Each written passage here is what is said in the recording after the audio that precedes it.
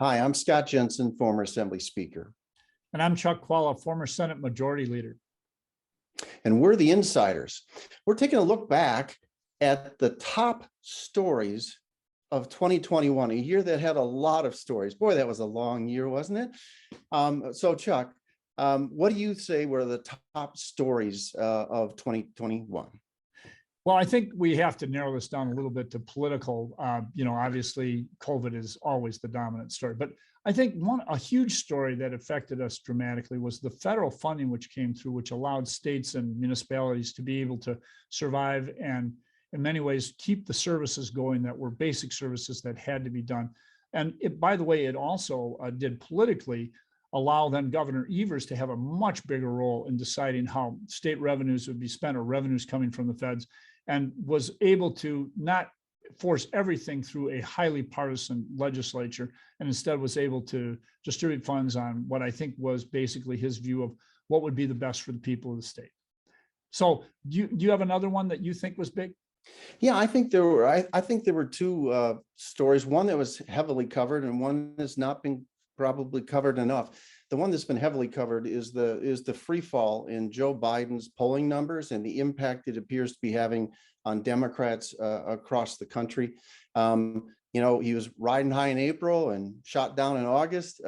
His numbers that were very high back in the first 3-4 months of this year, beginning of his term, but then Afghanistan, and then a series of other errors began in August and September. And I think now you're just seeing that the president's numbers are crumbling. And Democrats at the national level are rightfully panicking about what they're going to be doing in 2022. So I think that's a story from 21 that will go into 22. I think a story that gets constant attention on television, but probably not enough talk in the world of politics, is the crime wave that we're seeing in some of our state's largest cities. In the Milwaukee area, and not just the city. There's been some horrible crimes in Waukesha as well. In southeastern Wisconsin, there's a crime wave that's going on, and it's affecting lots of people. People are scared to do things they normally do, and people are losing things. They're losing their lives. They're losing assets. It's really remarkable the impact it's having on people in places like the Metro Milwaukee area and in Madison. When the morning news, which is all happy talk, starts out, and I watched the first 9 minutes the other day. All first 9 minutes were all crime stories, like 5 different crime stories. It's the news that leads at night normally, not the news that leads in the morning. So it's really an impactful story here in 2021. I have another one too, and that's the change politically. I'm hearing from so many people that the Wisconsin Supreme Court has now become what appears to be, for many people, an enforcement arm of the Republican Party, and that erosion of the independence of the judiciary, or apparent erosion, is disturbing to those people who do watch politics from the inside, and I think they're deeply troubled by that. With regard to Scott's comments, I think that these are the election. If it were held today, let's be honest about this. If the election were held today, it would not be good for Democrats. But there are a lot of dynamics that are going to change between now and next year. And don't forget, there's going to be a U.S. Supreme Court decision on the abortion issue, and I think that's going to change the dynamics. But also, there are going to be other things that President Biden will be able to do that will be positive. He's done a lot of the tough things in the first year, which is usually what presidents do. They do the tough things in their first year, and that's the way it happens. So we'll see. I think it is yet to be determined how next year comes in. With regard to the crime wave, I think it is a significant issue. I do talk to people in law enforcement. My sister and her husband were both in law enforcement, both police officers. And people are very concerned about that. I play hockey with some of the guys who are police officers. And, it's something we're all concerned about. Now, this was going on, by the way, even back when Donald Trump was president. So I think politically, the question is, are we going to try to hang this around somebody? Are we going to try to hang this around Biden's neck or something? I don't think that will work. I think people know better. But I do think that people are looking for police to be active, because there's a lot of theft of automobiles, a lot of other things that are going on.